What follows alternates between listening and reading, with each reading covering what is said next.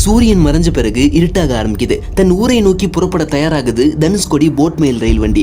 கடல் நடுவுல இருட்டுல போயிட்டு இருக்கும்போது ட்ரெயின் டிரைவருக்கு வழிகாட்டிட்டு இருந்த ஒரே ஒரு சிக்னல் லைட் மட்டும் கொஞ்ச நேரத்துல ஆஃப் ஆகி போயிடுச்சு.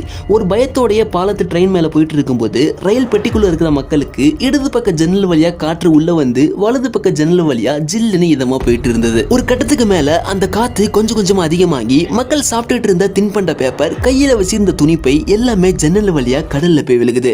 இந்த ட்ரெயினுக்கு மிகப்பெரிய ஆபத்து வரப்போகுதுங்கிறதே உணராம அந்த ட்ரெயின் டிரைவர் பார்த்தீங்கன்னா பாவம் ஹார்ன் அடிச்சுக்கிட்டு வழக்கம் போல அந்த பாலத்தை கடக்க முயற்சி செய்யறாரு. கொஞ்ச நேரத்திலே காற்றோட வேகம் அதிகமாகி ரயில் பெட்டியை அப்படி இப்படி உழுக்க மக்களுடைய கூக்குரல் சத்தம் கேட்ட இன்ஜின் டிரைவர் வண்டியை கடலுக்கு மேலேயே பாலத்திலே நிப்பாட்டிட்டாரு. அதுதான் அந்த ட்ரெயின் அந்த ட்ராக்ல இருந்த கடைசி நிமிடம். அடுத்த நொடியே அந்த ட்ரெயினை நோக்கி பெரிய கருப்பு உருவம் வர்றத மக்கள் ஜன்னல் வழியா பாக்குறாங்க. பாவம் அது கடல் அலைன்னு தெரியாம மக்கள் பார்த்துட்டு இருக்கும் போதே மொத்த கடல் தண்ணியும் பெட்டிக்குள்ள வந்து பாதி மக்களை கடலுக்குள்ள இழுத்துட்டு போயிருச்சு. இரண்டாவது அலையில தாக்கு பிடிக்க முடியாத மக்கள் கடலுக்குள்ளேயே பார்த்தீங்கன்னா பெட்டிகளோட கவிழ்ந்துட்டாங்க. உடைந்த பாலத்துக்கு மத்தியில ட்ரெயின் இன்ஜின் மட்டும் கவிழ்ந்து போகாம நின்றுட்டு இருந்தது. ஆனா அதுல ட்ரெயின் டிரைவரும் இல்ல. ஒரு ஆளு கூட தப்பிக்காம அந்த ட்ரெயின்ல பயணித்த 126 பயணிகளும் இருட்டோட இருட்டா கடலுக்குள்ளேயே மூழ்கிட்டாங்க. எஸ், நான் இப்ப சொல்லிட்டு இருக்கிறது 1964 இந்தியாவுடைய அதிவேக 255 கிலோமீட்டர் வேகத்துல வீசப்பட்ட தனுஷ்கோடி புயல். ஊரோட எல்லையில நெருங்கிட்டு இருந்த ட்ரெயினுக்கே இப்படின்னா அந்த ஊர் மக்களோட கதி. அன்னைக்கு இரவு புயல் வரப்போகுது அப்படிங்கறத கணிச்சு தனுஷ்கோடிக்கு பார்த்தீங்கன்னா தபால் அனுப்புது மெட்ராஸ் மாகாணம். ஆனா அந்த மக்கள் கிட்ட இருந்த கொஞ்சம் மனநிலைக்கும் காற்றில் அமர்ந்து போனது. இருட்டுல நாலா பக்கமும் கடல் தண்ணி வீட்டுக்குள்ள வருது.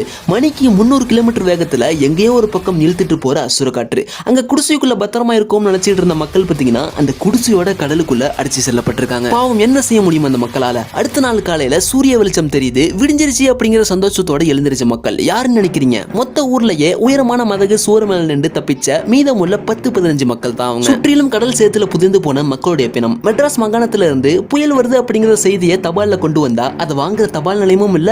ஆக மொத்தத்துல அந்த ஊரே அங்க இல்ல. இருந்த 3000 மீனவ மக்கள்லையும் பாத்தீங்கன்னா 2000 பிணங்களை கண்டுபிடிச்சாச்சு. 1000 மக்கள் என்ன ஆனாங்க அப்படிங்கிற விஷயமே தெரியல. புயல் அடிச்ச அன்னைக்கு ஜெமினி கணேசனும் சாவித்திரியும் தனுஷ்கோடியை சுத்தி பார்த்துட்டு அன்னைக்கு சாயங்காலமே ராமேஸ்வரம் போயிட்டாங்க. அவங்க கூடவே சில தனுஷ்கோடி ரசிகர் பட்டாளமும் ராமேஸ்வரம் போயிருக்காங்க. அடுத்த நாள் காலையில அந்த ரசிகர்கள் எல்லாம் சொந்த ஊர் போகிறதுக்காக தனுஷ்கோடியே அழிஞ்சிருச்சு அப்படின்னு தெரியாம கப்பல்ல ஏறி கடல்ல போயிட்டு இருக்காங்க.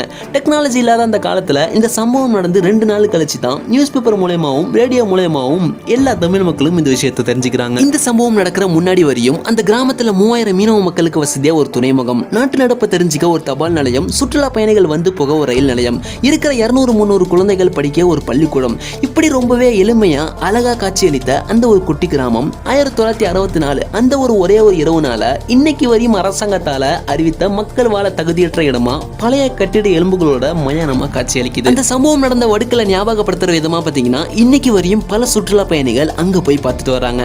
உங்களை எத்தனை பேர் அங்க போயிருக்கீங்க அப்படின்னும் யார் யாருக்கெல்லாம் போக ஆசையா இருக்கு அப்படின்னும் மறக்காம கமெண்ட் சொல்லுங்க. இந்த வீடியோ பிடிச்சிருந்தா ஒரு லைக் பண்ணுங்க, நம்ம சேனலுக்கும் சப்ஸ்கிரைப் பண்ணி சப்போர்ட் பண்ணுங்க. See you, bye bye.